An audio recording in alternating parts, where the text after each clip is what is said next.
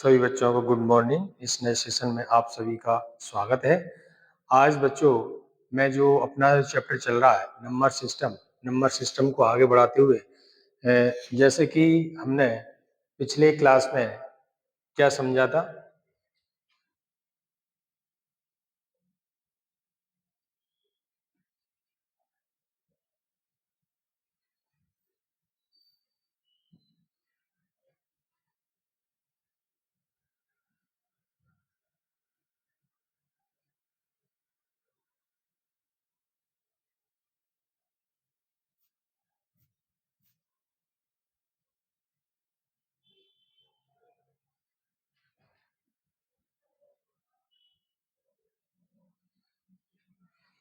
जैसा कि अपना जो मैथ्स फाउंडेशन बेस चल रहा है नंबर सिस्टम में सबसे पहले मैंने बताया था।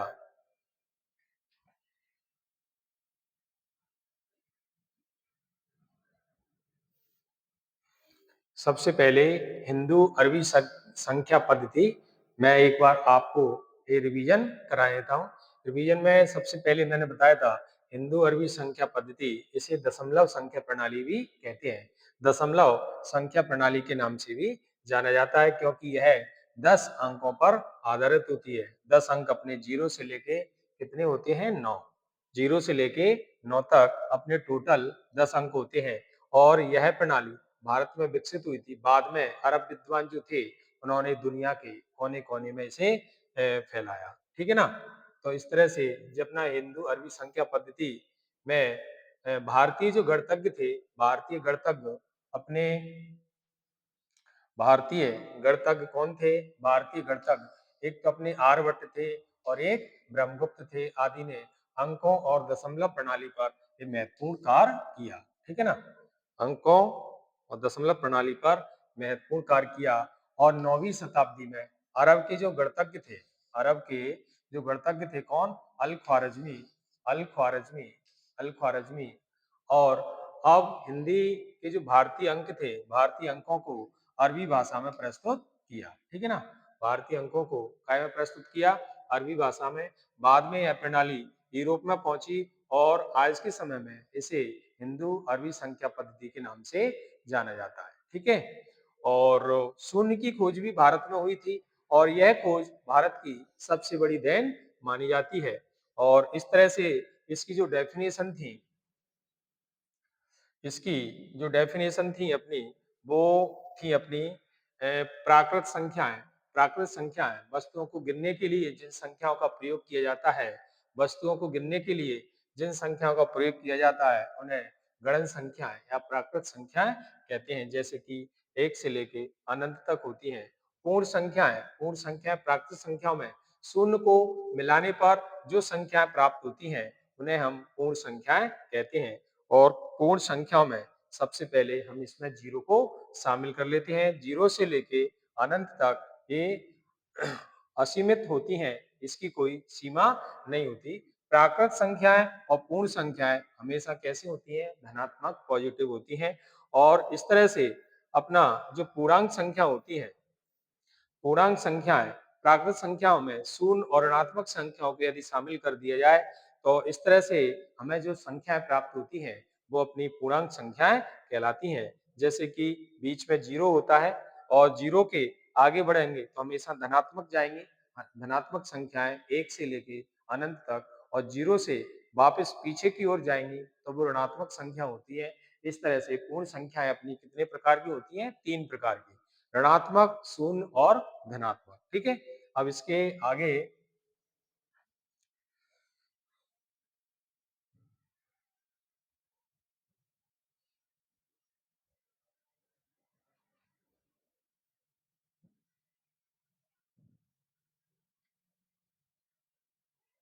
आज इस चैप्टर को आगे बढ़ाते हुए जो अभी तक मैंने बताया वो नंबर सिस्टम का थोड़ा सा कल की क्लास का हमने रिवीजन किया और आज इस क्लास को आगे बढ़ाते हुए आपके लिए बहुत शानदार फॉर्मूले और इसके जो डेफिनेशन है और इसके जो कंसेप्ट हैं वो अच्छी तरीके से मैं आपको समझाऊंगा और इसी तरह से आपके लिए शानदार शानदार वीडियो लेके आते रहेंगे। और हमें लाइक कीजिए, सब्सक्राइब कीजिए और इसको चैप्टर को आगे बढ़ाते हुए हमने देखा जैसे कि ये अपनी वास्तविक संख्या है। कौन सी संख्या है? वास्तविक संख्या में वास्तविक संख्या में सबसे पहले हम समझेंगे प्राकृत संख्याएं। प्राकृत संख्याएं कौन सी होती हैं? प्राकृत संख्याएं पूर्ण संख्याएं। ठीक है।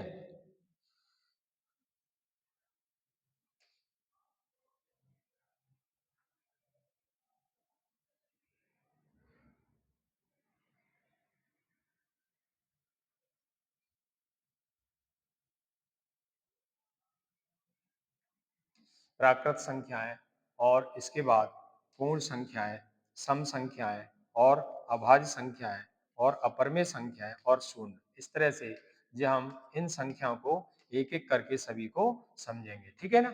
और इस तरह से एक संख्या जैसे कि ये अपनी कितनी संख्या हुई? 6 पूर्ण संख्याएं, विषम संख्याएं और भाज्य संख्याएं, परमेय संख्याएं, ऋणात्मक और धनात्मक। इतने सारे पूरे कंसेप्ट इनके डेफिनेशन के रूप में मैं कुछ पहले बता चुका हूं और इसके आगे और बताऊंगा जी। वास्तविक संख्याएं अपनी कितने प्रकार की होती हैं वो देखिए।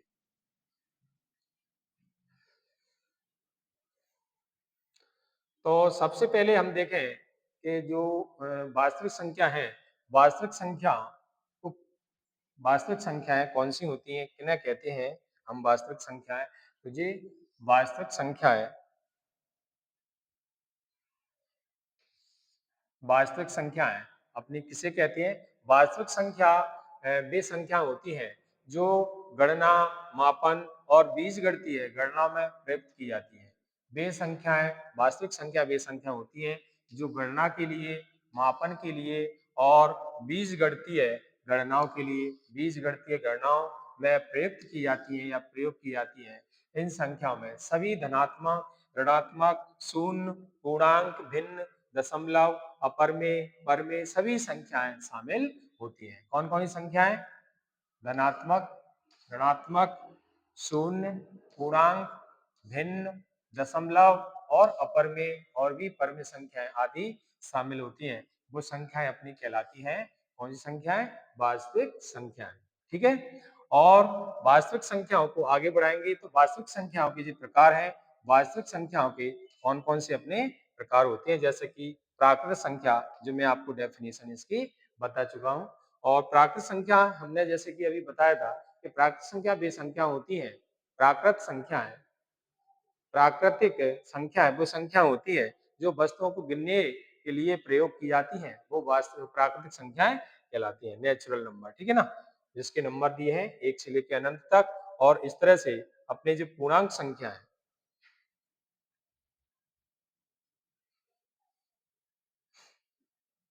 पूर्णांक संख्या जो होती है, पूर्णांक संख्या कौन सी होती है? जो इसमें प्राकृतिक संख्याओं में यदि हम शून्य को भी शामिल कर दें, प्राकृतिक संख्या में यदि शून्य को और शामिल कर दिया जाए तो इस तरह से वो अपनी संख्या बन जाती है कौन सी? पूर्णांक संख्या। पूर्णांक संख्याएं 0 से लेके अनंत तक होती है। सबसे छोटी अपनी पूर्णांक संख्या कौन सी होती है? 0। पूर्णांक नहीं है, पूर्ण है। ये थोड़ा सा मिस्टेक हो गया है, आप ध्यान रखना।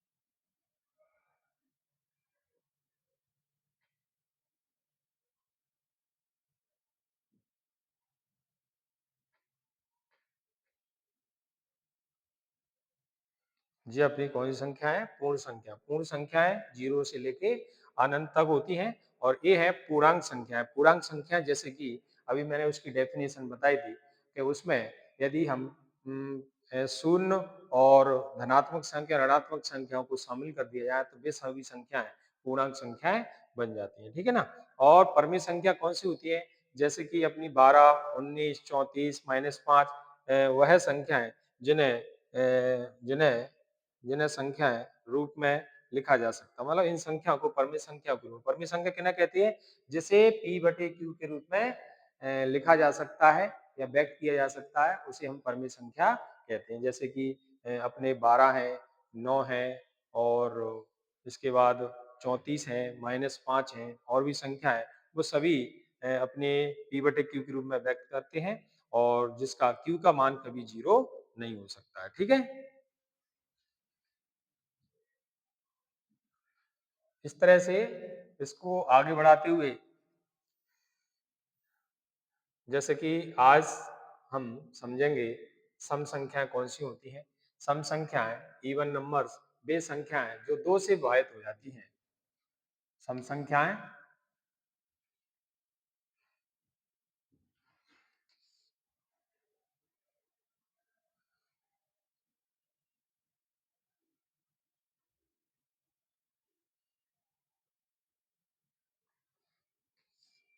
सम संख्याएं वे संख्या होती हैं जो 2 से पूर्णतः से विभाजित हो जाती हैं, उन्हें सम संख्या कहते हैं, ठीक है ना। जैसे कि 2, 4, 6, 8 ये अभी सभी संख्याएं कौन सी संख्याएं, सम संख्याएं, ठीक है। और भी है, इसके आगे और भी लिख सकते हैं। सभी को कंप्लीट है। वे संख्याएं जो 2 से पूर्णतः विभाजित हो जाती है उन्हें सम संख्याएं कहते हैं, ठीक है। और अपनी विषम संख्या, विषम संख्या कौन सी होती है, विषम संख्या यानी ऑड नंबर्स वे संख्याएं जो 2 से पूर्णतः विभाजित नहीं होती हैं उन्हें अपन विषम संख्याएं कहते हैं। जो 2 से विभाजित हो जाती है वो सम संख्या होती है, जो 2 से विभाजित ना हो वो अपनी विषम संख्या कहलाती है। विषम संख्या यानी ऑड नंबर वे संख्याएं जो 2 से पूर्णतः विभाजित नहीं होती हैं और उन संख्याओं को हम विषम संख्याएं कहते हैं, ठीक है। जैसे कि हम देखें 3, 4, 5, 11, 17, 29 और 39 और भी संख्याएं, ये एक भी संख्या इसमें से 2 से विभाजित नहीं हो सकती। सभी संख्याएं विषम संख्याएं और ये वाली संख्याएं जैसे कि 2, 4, 6, 8 ये सभी संख्याएं अपनी कितने से विभाजित हो जाएंगी, 2 से, 2 से विभाजित हो जाएंगी। तो इन संख्याओं को कहते हैं सम संख्या और ये संख्या होती है विषम संख्या, विषम संख्या, ठीक है। और ये है अब अगला कंसेप्ट है अपना अभाज्य संख्याएं यानी प्राइम नंबर्स, ठीक है। देखिए आप इन्हें नोट करते जाना और आपके लिए ये वीडियो बहुत फायदेमंद होगी और इस तरह से अच्छे से मेहनत करते रहिए और वीडियो को लाइक कीजिए, सब्सक्राइब कीजिए और वीडियो को अंत तक जरूर देखिए।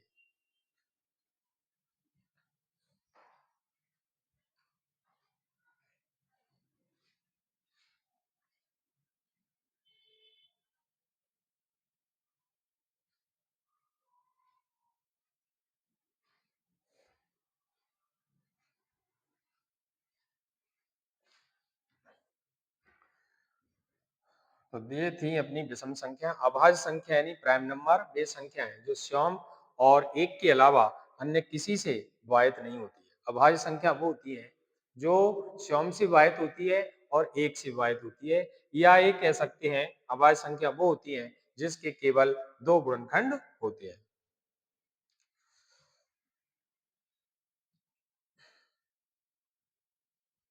इसके केवल कितने गुणनखंड होते हैं, 2। जैसे कि हम इसकी बात करें, जैसे कि 2 है, इसका ये तो एक से विभाजित हो जाएगी, एक से,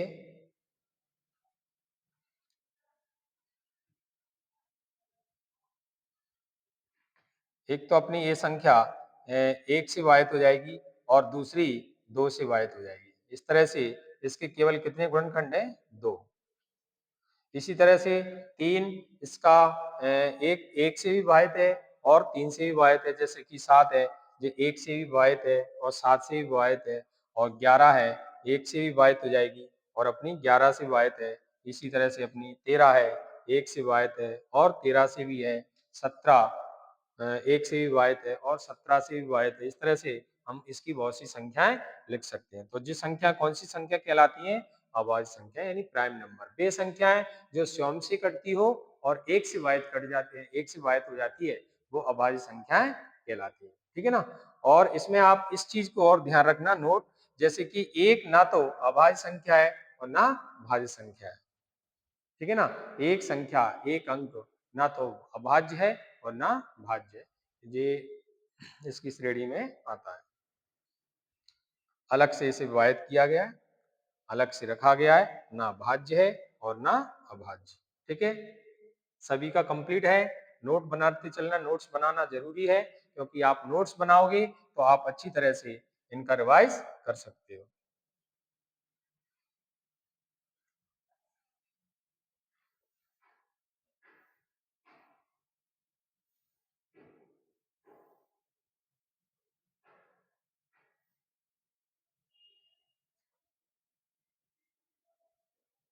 देखिए, आज इसके आगे हम समझेंगे भाज्य संख्याएं।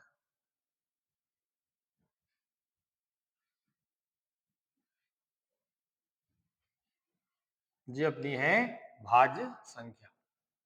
भाज्य संख्या में वे संख्या है, भाज्य संख्या वे संख्या होती है जो स्वयं और एक के अलावा अन्य किसी संख्या से भी पूर्णतः विभाजित हो जाती है, उसे हम भाज्य संख्याएं कहते हैं। भाज्य संख्या वो होती है जो एक से भी विभाजित हो और स्वयं से हो और अन्य किसी संख्या से भी उसे विभाजित कर दिया जाए, तो वो संख्याएं कहलाती हैं भाज्य संख्याएं। ठीक है ना? वे संख्याएं जो स्वयं से कटती हो या फिर एक के अलावा अन्य किसी संख्या से, अन्य किसी संख्या में मतलब कोई भी संख्या आ सकती है, वो पूर्णतः विभाजित हो जाए, पूर्णतः विभाजित हो जाए या विभक्त हो जाए, उसे हम भाज्य संख्याएं कहते हैं। ठीक है ना? जैसे कि हमने देखा 4, 6, 8, 9, 10। जैसे कि हमने एक लिखा, यहाँ पे 4 लिखा, यहाँ पे थोड़ा सा मैं क्लियर कर देता हूँ। जैसे कि 4 लिखा, तो ये 4 जो संख्या है, 4 जो संख्या है, 4 वो 1 से भी विभाजित है, स्वयं से भी है, इसके अलावा इसे 2 से भी विभाजित कर सकते हैं। ठीक है ना? 4 संख्या, जो 4 अंक है, वो 1 से कटेगा, 1 के अलावा वो स्वयं से कटेगा और इसके अलावा अन्य किसी संख्या से भी ये विभाजित हो जाएगा।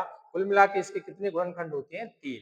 इसके अपने यदि 3 से 2 से अधिक गुणनखंड होते हैं, 3 होते हैं या 4 होते हैं या 5 होते हैं, यदि 2 से अधिक गुणनखंड इसके होते हैं, तो ये अपनी कौन सी संख्या कहलाती है? भाज्य संख्या। जैसे कि अपन इसकी बात करें, 6 की बात करें, तो 6 1 से कट जाएगा, 1 से विभाजित है, 2 से भी है, 3 से भी है और 6 से भी विभाजित हो जाएगी। मतलब इसके कितने गुणनखंड है अपने? 6 के। देखिए, 6 को यदि हम विभाजित करें, तो ये अपनी 1 से भी विभाजित है, 2 से भी है और 3 से भी है, 3 से भी है और इसके अलावा अपनी ये संख्या कौन सी से?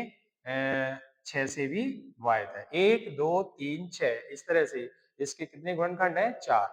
मतलब 2 से अधिक गुणनखंड आते हैं। 2 से अधिक में जैसे कि 3 भी आ सकते हैं, 4 भी आ सकती हैं, 5 भी आ सकती हैं, कितने भी इसके गुणनखंड होते हैं। तो यदि 2 से अधिक इसके गुणनखंड है, तो ये अपनी संख्या कहलाएगी भाज्य संख्या है। और यदि जिसके केवल 2 गुणनखंड है, वो संख्या कहलाएगी अपनी अभाज्य संख्या। ठीक है? सभी का कंसेप्ट क्लियर हो गया होगा। इसी तरह से असहअभाज्य संख्याएं कौन सी होती है? को प्राइम नंबर्स।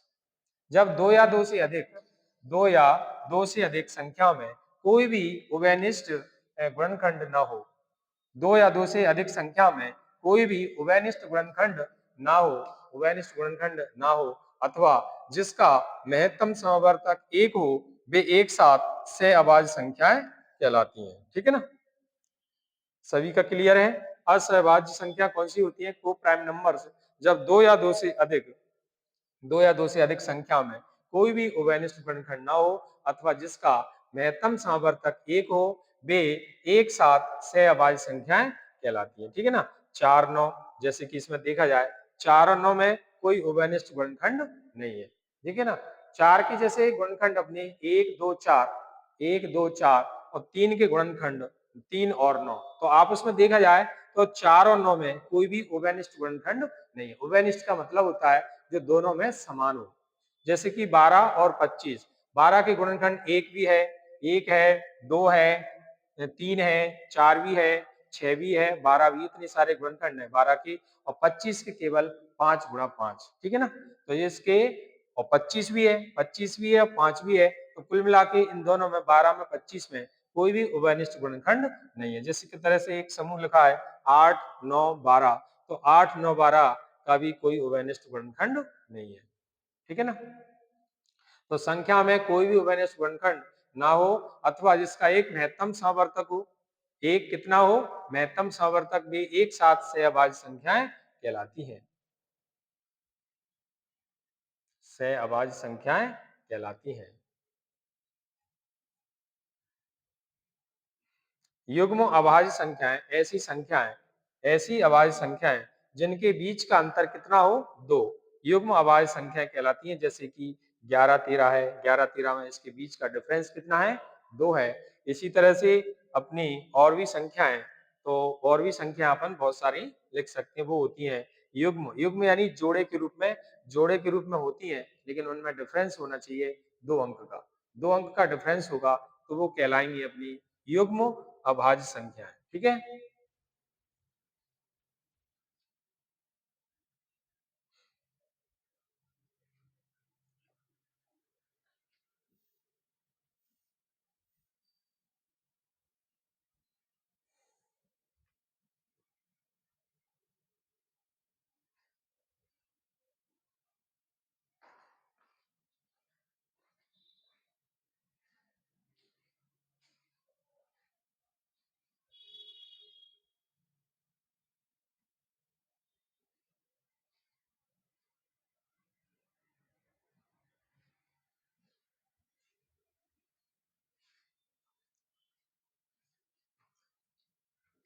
अब देखिए, परमेय संख्याएं और अपरमेय संख्याएं। परमेय संख्याएं वे संख्या होती हैं जिन्हें p बटे q के रूप में व्यक्त किया जा सकता है।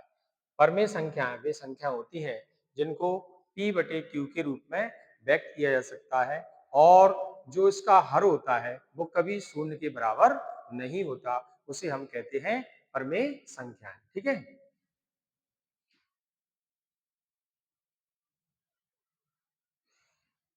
परमेय संख्याएं कौन सी होती हैं, वे संख्याएं जिन्हें p बटे q के रूप में, हाँ, जिन्हें p बटे q के p बटे q के रूप में लिखा जा सकता है, जहां p तथा q पूर्णांक है। ये दोनों अपन इसे p बटे q के रूप में व्यक्त कर सकते हैं, जहां p और q दोनों क्या है, ये पूर्णांक है, और q कभी 0 के बराबर नहीं होता, वो परमेय संख्याएं कहलाती हैं। p तथा q के पूर्णांक जो हो सकते हैं, इसमें थोड़ा सा मिस्टेक है, आप ध्यान रखना।